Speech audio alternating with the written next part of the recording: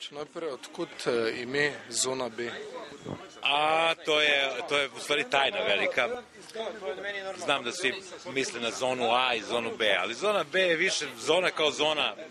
To je neka teritorija gde smo se mi kretali kao mlad bend pre 20-ak i više godina.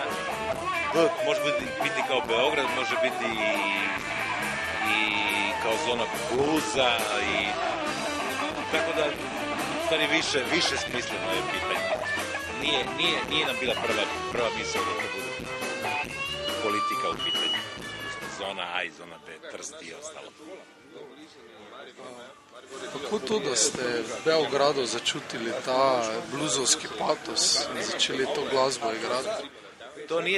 To nije bilo teško, zato što mi, cela ova ekipa koju vidiš, svi smo tu negde isti godina, 2-3 godine razlike.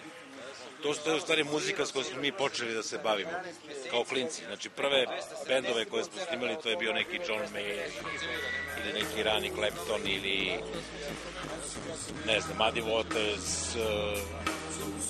Ta svirka nam je nekako bila sad smo počinjeli da se bavimo. Tako da nije bio problem da sad, posle ne znam koliko godina bavimo različitim muzikama, da se vratimo na te neke naše rane početke. Iz nekih ranih, to su čak i 60. godine. Znači, to je muzika koju smo mi celog života slušali, u stvari. Tako da nije nam bilo strano da to i na kraju pokažemo i osviramo na bini. Pa vam je tudi Beograd dal kakšen poseben bluzovski... Pa jeste, Beograd ima dosta jaku bluz scenu. Mora se priznati da postoji jedno 10-ak, 12, kako u kom periodu malo se smanji pa se malo poveća. Ima dosta bluz bendova, što naše generacije, što mlađih, a boga mi i starijih ima. Tako da nije bio problem da se u Beogradu zasvira uživo po klubovima, po koncertnim dvoranama. Tako da je Beograd dosta otvoren što se tiče bluza. Znači ima svoju publiku, što je vrlo bitno. Igrate tako priredbe največjih klasikov bluzovskih in tudi svoje komade. Mi sviramo, u zadnje vreme najviše sviramo svoje, mada ćemo večeras odsvirati i neke klasike. Znači, svirat ćemo i neke standarde, kako mi to kažemo. Znači, svirat ćemo i nekog Muddy Watersa i Willie Dixona. Živeli. Biće to jedan šareni repertoar večeras. Znači, naša prva 2 albuma su bile, u principu su bile skidanje standarda, ako mogu tako da kažem. Mada smo već na drugom albumu imali neke svoje pesme. S druge strane smo već počeli da radimo na svojim numerama i 4. i 5. album su već potpuno autorski. Potpuno su naše pesme. I što se tiče tekstova i što se tiče muzike.